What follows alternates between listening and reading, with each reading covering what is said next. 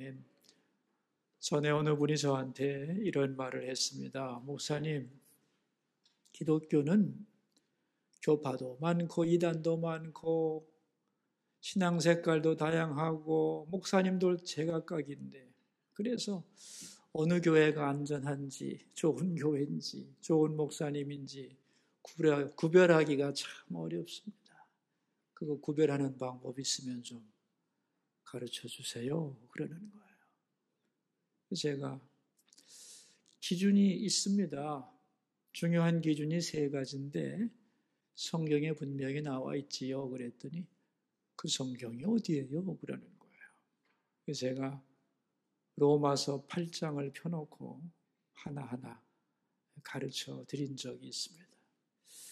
오늘 우리도 그렇게 한번 해볼까요? 로마서 8장을 한번 펴도록 하겠습니다. 제가 어디라고 했죠? 로마서 8장입니다. 다 펴셨나요? 예. 올바른 신앙의 첫 번째 기준은 뭐냐 하면은 예수님의 십자가와 부활입니다. 11절에서 로마서 8장 11절에서 말씀합니다. 같이 읽겠습니다. 예수를 죽은 자 가운데서 살리신 이의 영이 너희 안에 거하시면 그리스도 예수를 죽은 자 가운데서 살리신 이가 너희 안에 거하시는 그의 영으로 말미암아 너희 죽을 몸도 살리시리라. 예수님의 죽음과 부활 그리고 거기에 따른 우리의 부활을 약속하는 구절이죠. 그죠? 그러니까 올바른 신앙은 뭐에 기초하느냐 하면 예수님의 십자가와 부활 사건 위에 반드시 서 있어야 된다는 거죠. 다시 말하면 예수님이 왜 죽으셨는가? 나의 죄를 용서하기 위하여 십자가에 죽으셨다. 그러므로 십자가는 나를 위한 속죄의 제사이다. 또한 예수님은 부활하셨다. 그 결과 나도 예수님처럼 부활할 것이다. 이 고백이 분명해야만 기독교다. 그런 말입니다. 그러니까 십자가 사건은 실패다. 이렇게 말한다면 그 사람은 절대로 교인이 될 수 없는 거죠. 또한 부활이 어디 있어? 부활은 없어. 있다고 해도 그게 아마 관념적이고 상징적인 거지. 이렇게 부활의 실제성을 부정한다면 그는 기독교인이 될 수 없는 거죠. 또한 종교는 자유니까 아무 종교나 믿어도 된다. 이렇게 말하는 사람도 절대로 기독교인이 아닙니다. 종교다원주의자죠. 갈수록 종교다원주의가 이 세상에 많아지고 있습니다. 오직 예수 그리스도만이 길이요, 진리요, 생명이라고 고백해야 되는 거죠. 그러니까 나는 죄인인데 예수 그리스도의 십자가 은혜로 용서를 받았고 나를 위해 죽으신 예수님, 그 예수님을 따라 나도 함께 부활할 것이다. 아멘. 이게 기독교 신앙의 가장 중요한 기초가 된다. 그런 말이죠. 두 번째, 올바른 신앙의 두 번째 기준은 뭐냐? 계속적인 성화입니다. 13절에서 말씀하는데 우리 같이 한번 읽어보죠. 너희가 육신대로 살면 반드시 죽을 것이로되 영으로서 몸의 행실을 죽이면 살리니. 육신대로 살면 욕심 따라 살아가면 안 된다. 영으로서 성령을 따라가야 되고 성령을 따라가기 위해 애쓰면서 죄와 싸워야 한다는 거죠. 그것이 바로 기독교의 가르침이라는 거예요. 대부분의 이단들은 어떻게 가르치느냐? 예수의 피로 우리는 용서받았다. 그러므로 우리는 의인이 되었고 이제 더 이상 회개할 필요가 없다. 성령 받을 필요도 없다. 성도의 교제가 바로 성령이다. 이렇게 이게 구원파, 이 신천지의 교리들이죠.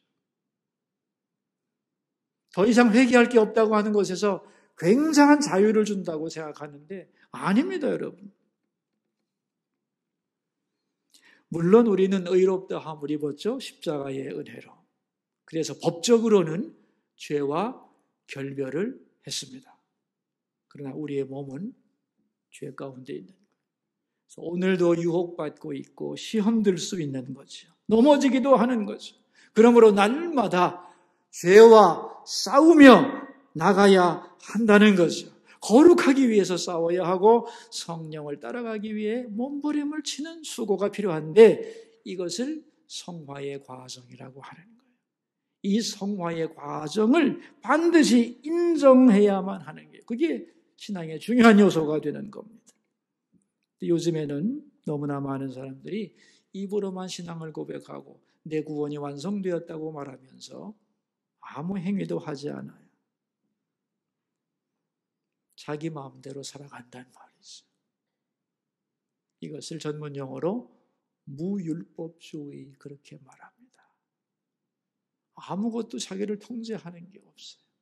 예수 믿어서 나 그리고 지멋대로 사는 건 올바른 신앙이 아니라는 거죠. 죄악과 싸우며 성령의 인도함을 받는 삶이 반드시 따라와야 된다는 것을 기억해야 하는 겁니다. 자, 세 번째 올바른 신앙의 기준이 뭐냐? 고난의 필요성입니다. 뭐라고 했죠? 고난의 필요성. 17절인데 같이 읽어보도록 하겠습니다. 자녀이면 또한 상속자 곧 하나님의 상속자요 그리스도와 함께한 상속자니 우리가 그와 함께 영광을 받기 위하여 고난도 함께 받아야 할 것이니라. 우리는 하나님의 자녀로서 하나님의 자녀가 되기 때문에 하나님의 나라 천국을 유업으로 받게 되죠.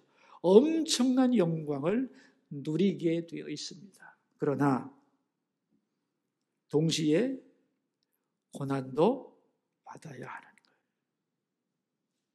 그러니까 예수님이 우리 위하여 고난을 받으셨으니까 우리는 그런 고난을 받을 필요가 없다. 오직 우리에게는 행복과 번영과 건강과 형통만이 있을 뿐이다.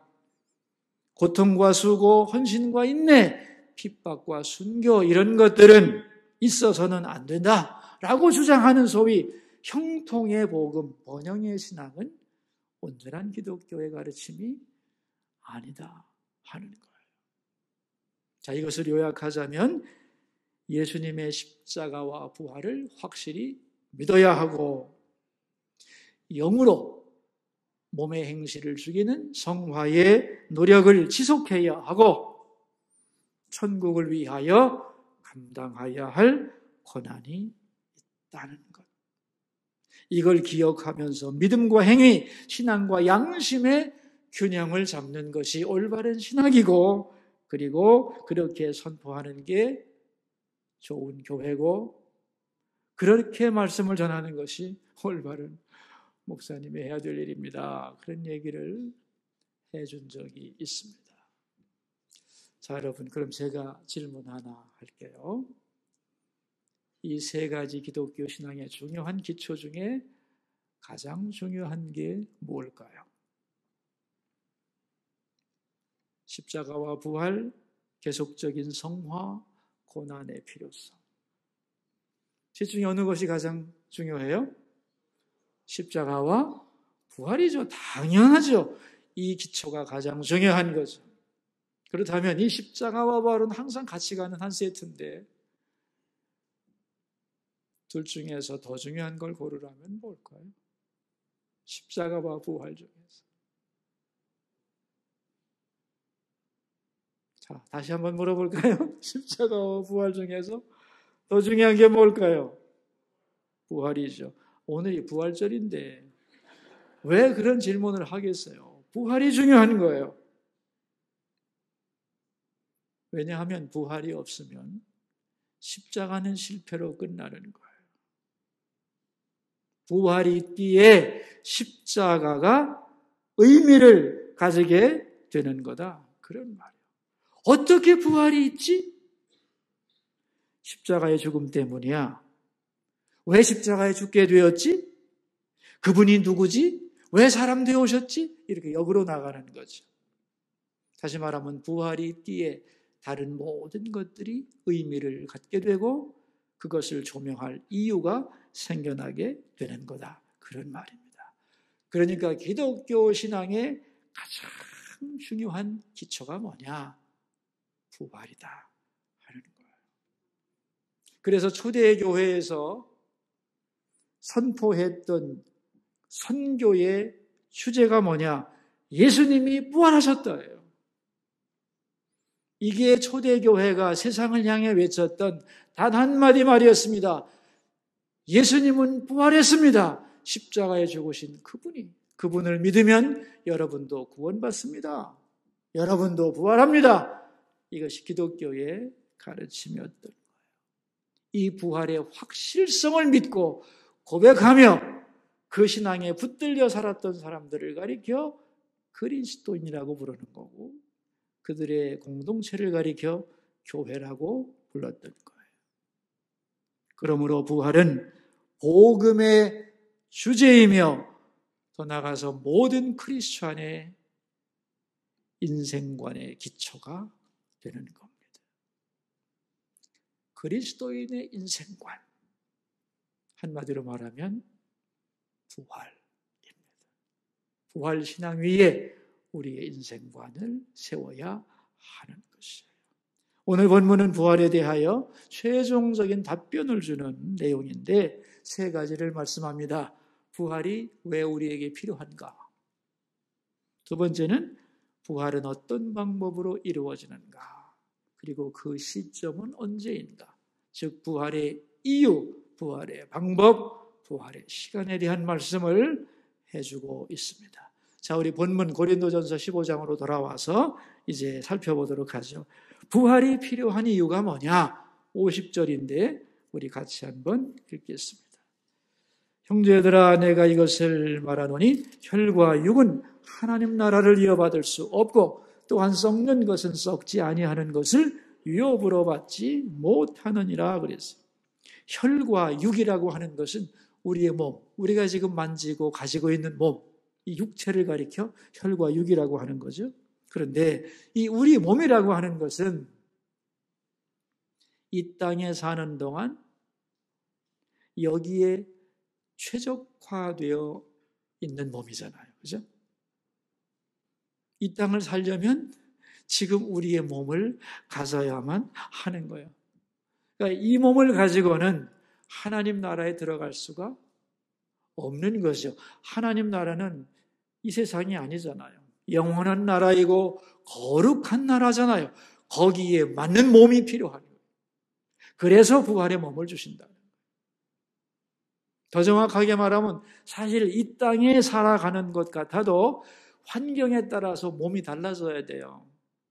물속에 사는 물고기는 물속에 살 수 있는 몸을 가졌어요. 하늘을 나는 새는 날아가 다닐 수 있도록 몸이 만들어져 있는 거지요. 그러므로 하늘나라에서는 거기서 살아갈 몸이 필요하다.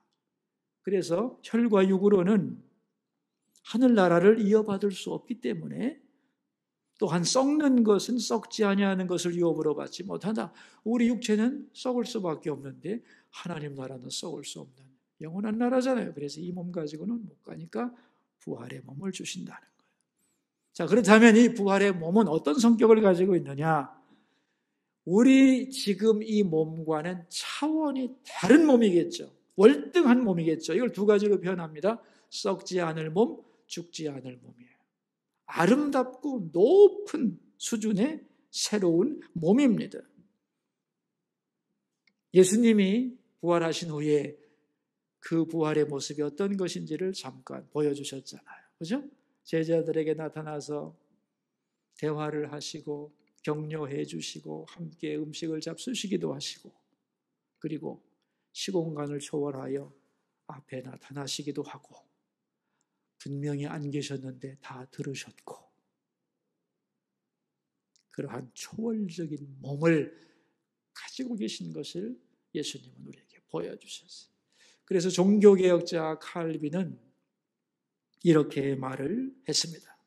그날에 우리는 죄로 인해 잠들어 있던 1000개 이상의 감각이 눈을 뜨게 될 것이다. 그랬어요.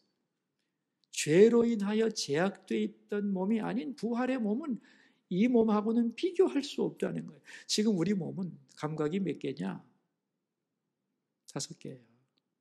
그래서 오감이라고 그러잖아요. 시각, 청각, 후각, 미각, 촉각입니다. 이 5개의 감각을 가지고 살아가는 것도 굉장한 거예요. 이 중에 하나만 없다고 해도, 예를 들면 시각이 없다, 볼 수 없다, 그 사람의 삶의 수준은, 질은 아주 떨어지게 되죠. 자, 내가 눈을 못 본다 그러면 앞에 분명히 있는 것도 볼 수가 없죠. 없다고 말하겠죠.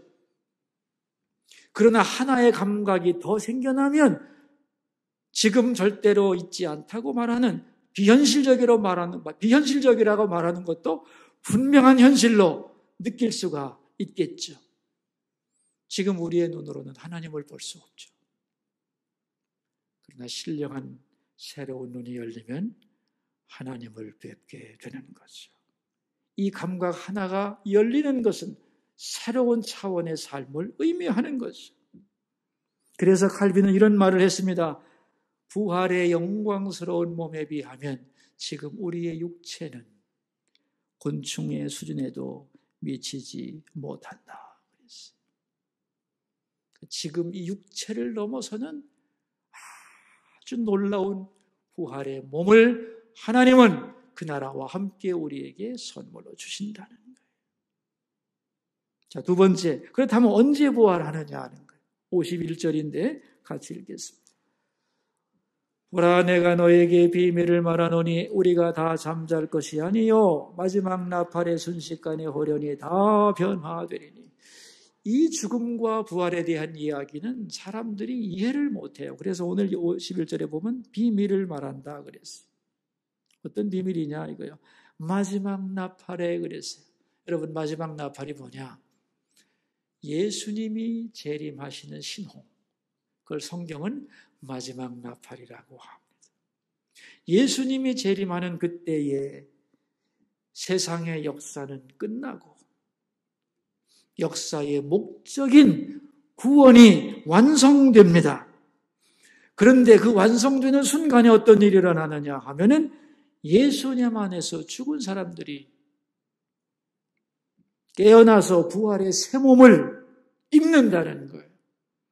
그리고 그때까지 살아있던 사람들은 호련히 변화하여 새 몸을 입겠다는 겁니다.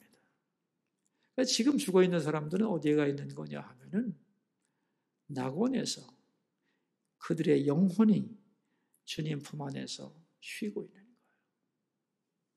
그런데 이제 새 하늘과 새 땅이 이루어지고 주님이 재림하시면서 그들에게 부활의 새 몸을 선물로 주시는 거죠. 그리고 그때까지 살아있던 사람들도 부활의 몸을 가지고 이제 새 하늘과 새 땅에서 새로운 삶을 시작하게 되는 거다. 그런 얘기입니다. 자, 그렇다면 어떻게 부활하는가? 이 부활의 방법인데 오늘 본문에는 순식간에 호련히 다 변화되리니 그랬어요. 두 단어가 중요해요. 순식간에 호련히. 이 부활은 오랜 시간을 거쳐서 진화하는 과정을 거치는 게 아니라는 거예요. 그렇다고 해서 수없는 윤회를 반복하는 것도 아니라는 겁니다. 이 순식간에 호련이라는 말은 과학적으로는 진화론을 부정하는 말이고 종교적으로는 수많은 환생과 윤회를 거부하는 말입니다. 진화론이라는 게 뭐예요? 시간을 오래 지면 변한다는 거 아니에요? 윤회라는 게 뭐예요? 생을 반복하면서 변해간다는 거 아니에요? 아니라는 겁니다. 생명의 역사는 순식간에 일어나는 거예요. 창조도 그러하고 부활이라고 하는 재창조도 호련히 순식간에 일어난다. 그런 얘기입니다. 언제? 예수님이 오시는 그날에 재림의 나팔이 불려지는 순간에 죽은 자는 일어나 부활의 몸을 입고 살아있는 사람도 호련히 변화하여 새하늘과 새 땅에 들어가게 되는 거죠. 그래서 옛날 어른들은 어떻게 장례를 지내는가 굉장히 걱정을 했어요.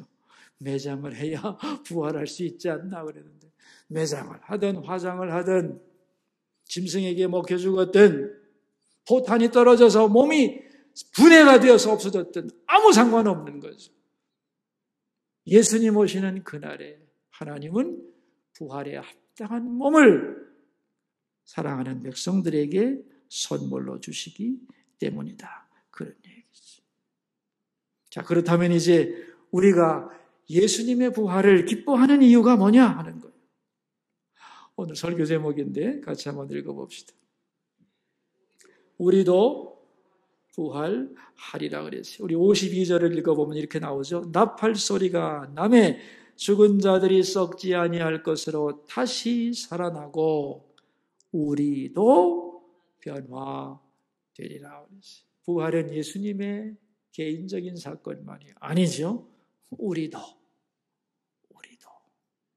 예수님의 부활은 우리의 부활의 예표가 되는 것입니다.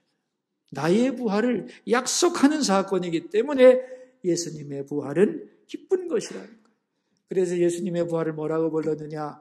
잠자는 자들의 첫 열매다 그랬어요. 첫 열매가 맺힌다면은 다른 열매를 거두는 거거든요. 우리도 예수님 따라 부활하게 될 줄로 믿습니다. 오늘은 부활절입니다. 이 부활의 놀라운 소식을 전할 수 있어 행복하고 여러분을 만나게 돼서 너무도 기쁩니다. 한참 됐습니다만은 밴쿠버 동계올림픽 대회에서 우리 김연아 선수가 피겨 스케이팅에서 다른 선수들을 월등히 능가하는 뛰어난 실력으로 금메달을 받았어요. 그때 기자들이 소감을 말하라고 했을 때 우리 김연아 선수가 뭐라고 했느냐? 이렇게 말했습니다. 아직도 믿기지 않아요. 내게도 이런 날이 왔다는 게 실감이 나지 않아요. 그러면서 눈에는 눈물이 펑펑 쏟아지고 얼굴은 환하게 웃고 있었던 그 장면을 기억합니다. 그 시간을 위해 일생을 걸고 최선을 다하여 몸부림쳐 왔는데 바로 그 시간, 그 소원이 이루어지는 감격의 순간이 도래했던 거죠. 그래서 눈물과 웃음이 엉켜지고 실감나지 않는다고 외쳤던 거예요. 여러분, 우리에게도 이런 감격의 순간이 올까요? 오겠죠. 이거와는 비교할 수 없는 정말로 감격, 스스로 놀랄 수밖에 없는 그 감격의 순간이 바로 부활의 그날이라는 겁니다. 사도 바울은 이것을 보고 이렇게 고백을 합니다. 53절에서 이 썩을 것이 반드시 썩지 아니할 것을 입겠고 이 죽을 것이 죽지 아니함을 입으리로다. 여기서 강조하는 게 뭐예요? 반드시. 부활은 반드시 있을 사건임을 강조하면서 그날에는 사망이 생명에게 삼킨 바 될 것이라고 말씀합니다. 그리고 감격해서 외치는 말이 55절인데 같이 읽읍시다. 사망아 너의 승리가 어디 있느냐? 사망아 내가 쏘는 것이 어디 있느냐? 사망은 승리자였어요. 살아있는 모두를 패배시키던 최후의 승리자가 사망이었습니다. 그리고 사망은 고통을 많이 주었어요. 독침처럼 우리를 쏘았어요. 그래서 많은 사람들이 죽음을 두려워했어요. 왜? 죽음이 끝이니까. 그러나 부활 앞에서 사망은 패배했다는 거예요. 다시 말하면 우리의 삶에서 죽음이 끝이 아닙니다. 죽음이 끝인 것처럼 보이지만 죽음을 넘어서는 최후의 승자는 부활입니다. 아멘? 그래서 이렇게 57절에서 말씀하는 거예요. 우리 주 예수 그리스도로 말미암아 우리에게 승리를 주시는 하나님께 감사하노니 예수님 때문에 우리에게는 뭐가 있어요? 부활의 승리가 있어요. 그래서 우리는 감격하는 거예요. 내 삶이 죽음으로 끝나는 것이 아니라 부활이 약속되어 있기 때문에 우리가 하나님께 감사할 수 있고 그리고 남은 생을 어떻게 살아야 되는가? 58절입니다. 그러므로 내 사랑하는 형제들아 견실하며 흔들리지 말고 항상 주의 일에 더욱 힘쓰는 자들이 되라. 이는 너희 수고가 주 안에서 헛되지 않을 줄 알미라 그랬어요. 견실하고 튼튼하여 흔들리지 마라. 그러니까 세상에는 이 부활을 얘기하면 비웃고 조롱하고 말도 안 된다고 그러는 사람들이 많다는 거예요. 우리의 마음을 흔들고 우리의 믿음을 요동치게 하는 많은 소리가 있을 것이지만 부활은 반드시 있는 분명한 하나님의 약속이고 사건이므로 그런 말에 현혹되거나 흔들리지 말고 견고하게 서서 주의 일에 더욱 힘쓰는 자들이 되라. 왜? 우리의 수고가 헛되지 않을 것이기 때문에.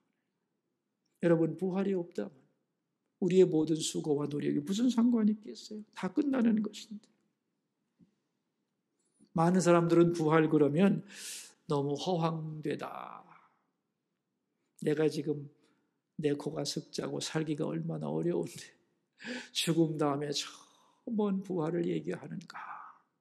나한테 맞지 않다. 비현실적이다. 그렇게 생각하는 분들이 많습니다만 아닙니다. 부활은 아주 현실적인 리얼한 것입니다. 오늘 나의 모든 것을 결정하는 가치가 부활에 놓여있기 때문이지. 내가 어디로 가고 있는가, 내 목적지를 모른다면 방황할 수밖에 없지. 그러나 우리의 목적지는 무덤과 부활이 아닙니다. 무덤과 죽음이 아닙니다. 부활과 영생인 거지.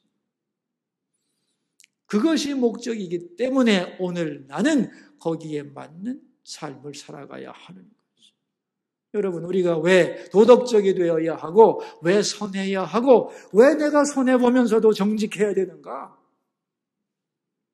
부활이 없다면 의미가 없는 거죠. 그러나 부활이 있기 때문에 오늘 나는 여기서 거기에 합당한 삶을 살아가는 것이고 누가 몰라줘도 상관없고 왜? 하나님이 아시고 갚아줄 것이기 때문에. 그래서 부활의 가치관, 그 인생관을 가진 사람들은 오늘의 삶을 다른 사람과 똑같이 결코 살지 않는다는 거지요. 부활을 바로 할 때에 나의 미래를 알 수 있고 올바른 가치관을 가지고 오늘을 살아갈 수 있게 되는 것입니다. 저는 아주 어렸을 때 형들에게 돋보기를 가지고 모자와 손수건에 이름을 새기는 법을 배웠어요. 이 손바닥만한 돋보기를 가지고 양지 바른 곳에 가가지고 학생 모자나 손수건 같은 데 이렇게 이름을 새기는데 이 돋보기를 한 곳에 이렇게 해서 초점을 모으면 말이죠. 조금 있으면 거기서 연기가 피어오르면서 냄새가 나면서 노랗게 변합니다. 그러면 황 이렇게 쓰는 거예요. 나는 그때 황이라고 하는 성이 굉장히 복잡한 성이라는 걸 알았어요. 이씨 이름 얼마나 좋았겠어요. 근데 와 그렇게 해서 모자에다 이름을 새겼어요. 근데 너무 재밌어가지고 그게 한 것마다 다 해가지고 어머니한테 혼났던 기억이 납니다. 근데 그때 그 어릴 때 뭘 배웠냐면은 요 작은 면적 돋보기에 비치는 그 햇빛을 초점을 맞춰서 모으면 엄청난 에너지가 나온다는 걸 깨달았어요. 여러분, 인생도 그렇습니다. 우리 각자가 가지고 있는 에너지와 기회는 그렇게 많지 않아요. 크지도 않습니다. 작은 거예요.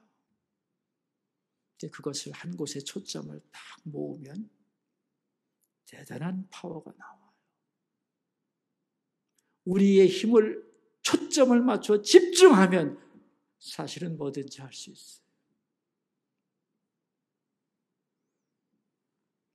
부활이라고 하는 그 약속된 그날에 우리 인생에 초점을 맞추고 그것을 향하여 모든 힘을 모아 살아가게 되면 올바른 삶을 살 뿐 아니라 하나님께 면류관 받는 삶을 얼마든지 살 수 있는 거예요. 그러나 그 초점을 잃어버리고 그런 날이 있음을 기억하지 않고 살아가면 우리의 작은 힘마저 다 분산되어 아무것도 이룰 수가 없어요. 그래서 예수님은 부활의 몸을 보여준 거죠. 인생의 마지막이, 역사의 끝점이 뭐냐 하면 부활이라고 하는 거예요. 이걸 믿고 이날에 합당한 삶을 살기 위하여 너희의 모든 힘을 기울여서 그날을 바라보며 걸어가라는 거예요. 그래서 예수님의 부활은 우리의 목적이 되는 것이고, 부활에 초점을 맞춘 삶을 살아갈 때 우리의 삶은 그곳을 향하여 흔들리지 않고 전진할 수가 있는 것이지. 우리는 살아가면서 많은 질문을 해요. 인생이란 뭐지? 어떻게 살아가야 되지? 수많은 어려운 질문이 나오지만 그때마다 생각하세요. 부활을 생각하시면 돼요. 그러면 인생이 제대로 보입니다. 어떻게 살아갈 것인지를 알 수 있습니다. 그러므로 부활은 우리의 모든 가치관을 새롭게 만드는 능력이 되는 것이지. 그리고 모든 사건을 바르게 이해하는 마스터키가 바로 부활이라고 하는 거예요. 인생의 고난, 해석하기 어렵죠. 없어야 될 것 같죠. 부활을 염두에 둔다면 새로워지는 거예요. 내가 이 날을 위하여 그 고난이 있었다는 걸 깨닫게 되고, 부활의 빛으로 보면 무의미한 것이 아니고 합력하여 선을 이루는 하나님의 선물이 될 수 있는 것이죠. 저는 여러분 모두가 오늘 부활절을 기점으로 해서 부활의 초점을 맞춘 삶을 향하여 흔들리지 않고 걸어갈 수 있기를 주님의 이름으로 축원합니다. 기도하겠습니다. 여러분, 우리 세 가지 기도 제목을 가지고 주님 앞으로 나갑시다. 첫 번째 기도 제목입니다. 오늘 설교 제목처럼 우리도 부활하리라. 그걸 나에게 적용하면 나도 부활하리라. 하나님, 이 고백이 분명한 인생을 살아가게 하옵소서. 기도하겠습니다. 예수님이 부활하신 부활절 아침에 우리도 부활하리라 는 말씀을 나누었습니다. 예수님의 부활이 있었기에 우리도 부활하는 줄 믿습니다. 여기 있는 우리 모두 각자 다 나도 그날에 부활하리라. 이 고백이 분명한 인생을 살아가게 하옵소서. 두 번째 기도 제목입니다. 부활신앙을 가지면 우리의 수고가 헛되지 않은 줄 알고 흔들리지 않고 걸어갈 수 있습니다. 주님, 우리에게 확실한 부활신앙 주셔서 그날을 초점으로 하여 견고하여 흔들리지 않은 인생 살게 하소서. 기도하겠습니다. 우리의 삶이 이 세상뿐이라면 뭐하러 정직하고 무엇 때문에 선해야 하며 진리가 무슨 필요가 있으며 인내가 무슨 필요가 있겠습니까? 수고가 무슨 필요가 있겠습니까? 그러나 주님, 부활의 입장에서 보면 인생은 새로워지고 우리의 수고는 결코 헛되지 않으며 주님을 바라보고 한 모든 몸부림이 다 가치 있는 것이 되는 줄 믿습니다. 부활신앙 위에서 그리고 그날을 바라보며 부활의 날을 초점으로 하여 우리의 힘을 모아 열심히 살아가는 우리 모두가 될 수 있게 도와주시옵소서. 세 번째 기도 제목입니다. 한국교회와 우리나라를 위해 기도합시다. 부활신앙으로 충만한 한국의 교회와 성도들 되게 하여 주시고 이번 주에 있을 총선을 위해서 기도합시다. 하나님, 국민을 존경하고 헌법 가치를 소중히 여기며 자유대한민국을 잘 만들어갈 훌륭한 지도자들을 선택해 주시고 우리 모든 성도들 그날 투표에 다 참여해서 국민의 의무와 권리를 행사할 수 있게 하옵소서. 기도하겠습니다. 하나님 아버지, 부활절을 선물로 주시니 고맙습니다.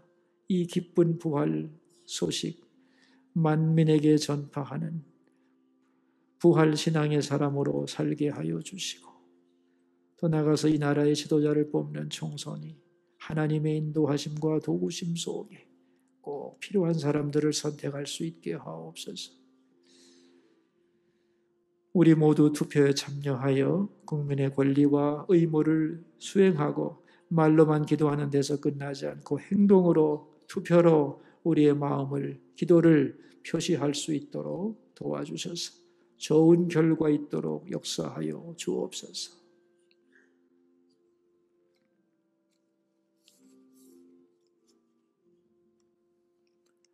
죽음에서 부활하신 주님, 부활이 없다면 십자가는 얼마나 비참한 것입니까? 얼마나 억울한 것입니까?